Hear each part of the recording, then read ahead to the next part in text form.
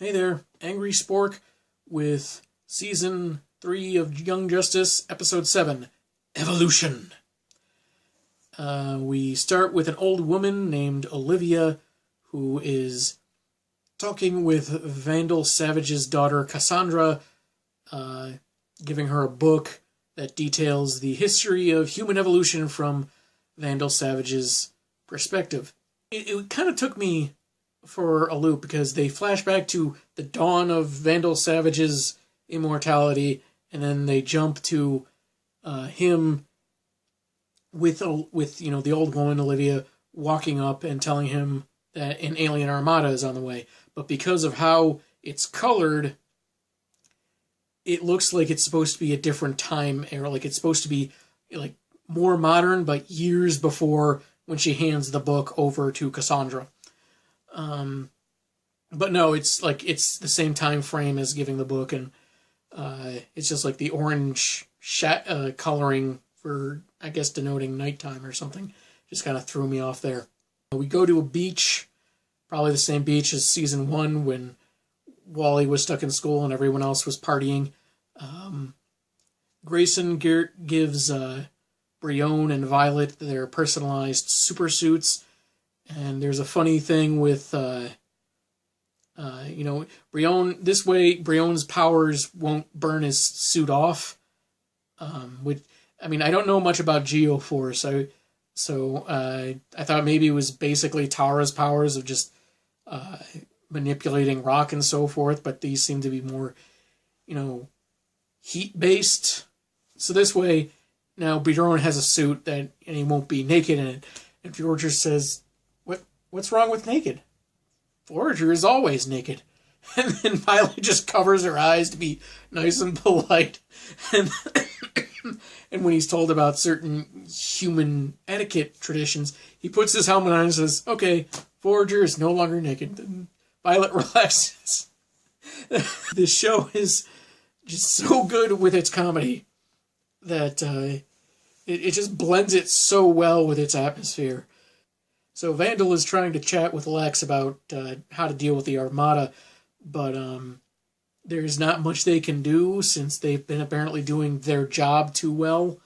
They've manipulated the League into being stretched really thin, and they don't really have any other recourse. So pretty much the situation has to be dealt with by Vandal, personally. So after we get a brief glimpse of Jace getting ready for a date with Jefferson Pierce, Grayson is training with Forager, who, kind of fights dirty. Halo is training with Artemis, which kind of makes sense since, you grow kind of a bond with someone that pulls you out of an open grave. Training her to, change her auras on the fly, and her aura kind of is accentuated by her suit. There's lining of it that changes color with it. Nice touch. And of course, Brione spars with Superboy. And while they're all having that kind of fun, Vandal uses the War World to get the Armada to leave. Just saying, look, this is my planet, my territory. You mess with me, you mess with the War World. But the Armada doesn't listen, and they just proceed to open fire. Space battle! And the old woman sees more ships attacking from the opposite side, but, Vandal's kid is the one that actually says something. Olivia's just like, oh, that's interesting. And then Cassandra's like, yeah, we got more ships. And several times Olivia's asked Cassandra if she's gotten to the part with the bear yet when reading the book. And Cassandra's already replied a couple of times. That becomes pertinent later.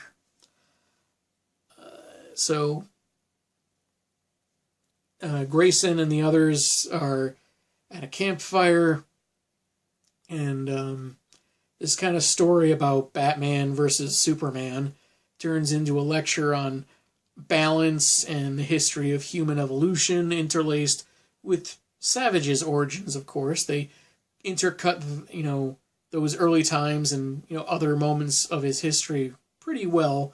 Speaking of Vandal, he's calling Darkseid about this new threat, hopefully to get some help from one of the most evil people in the DC universe, and Darkseid's like, okay, yeah, our agreement totally allows for this, we'll send you some people, blow some stuff up.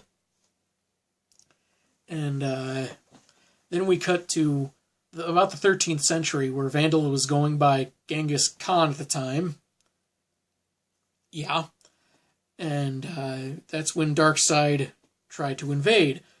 And Vandal fought him back.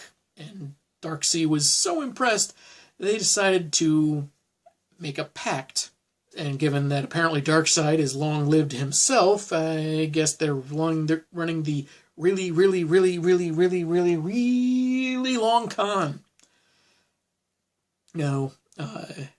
Jefferson and Jace on their dates briefly, then back to the beach, where the three get to choose their code names to use out on the field. Brion at first goes with Hot Lava, which is treated with the exact amount of respect it deserves. None. So he goes with Geo-Force based on what Dr. Jace mentioned about his the basis of his powers. And of course, Halo picks Halo because that's what Artemis called her when they met, or when her powers were surfacing. Forager is Forager. It's like, if it ain't broke, don't fix it. It's like, okay. I mean, I understand that he's a oversized bug, so it's not like he has a secret identity to protect.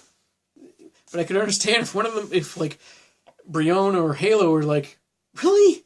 You're just gonna let that slide? So they go back to training.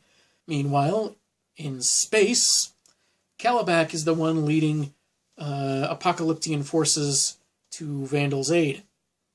And of course, belittling him, demeaning him as being, less than what they are, because they're just so awesome. And he looks like he sends a meta kid to destroy the armada. And this, of course, takes the kid's life too. And there's this remark about how Vandal Savage doesn't like that idea, because he thinks, like, there's no need to kill a life if it can use that life. If it can prove useful, you don't just throw it away. Which is kind of like, on one hand, it's like kind of half inspirational, half really depressing. It's like it's like a motivational poster that misses the point.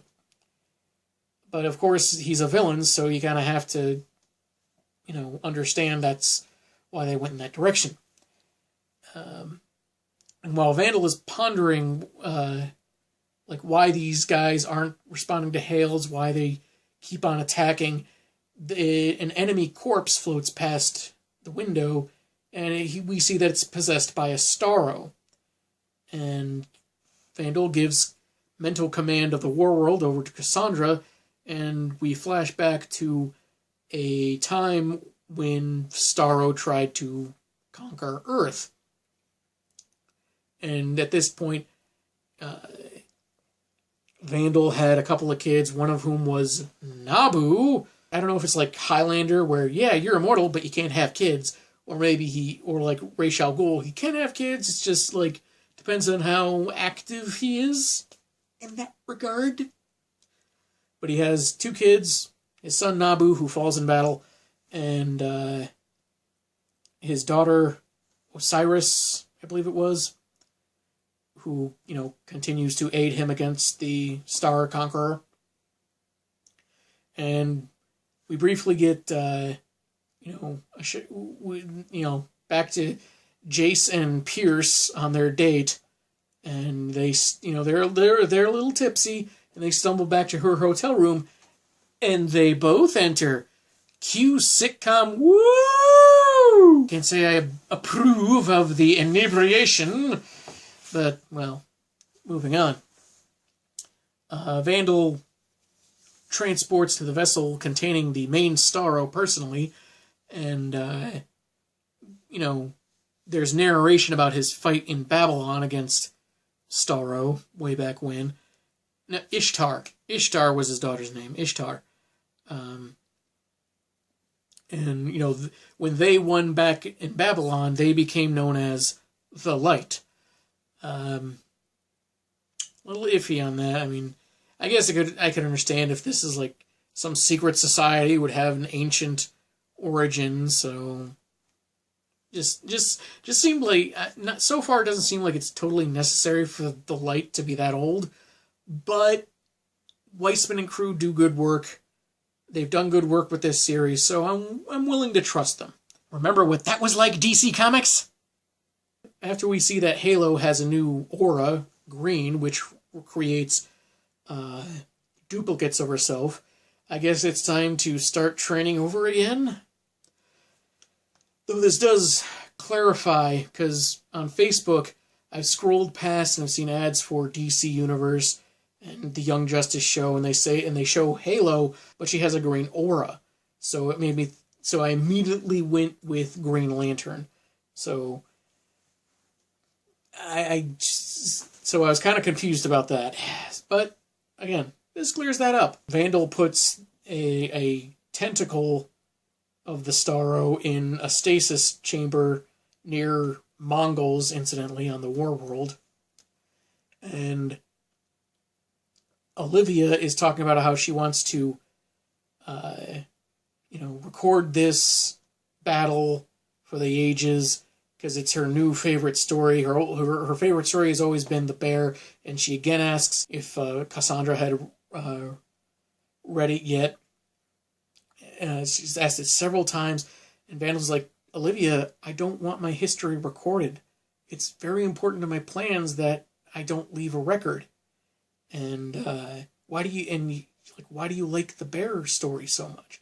And she's like, well, it was the first story. It was the best story of you before you became our savior. So Vandal holds her, hugs her, and then Man of Steel's her.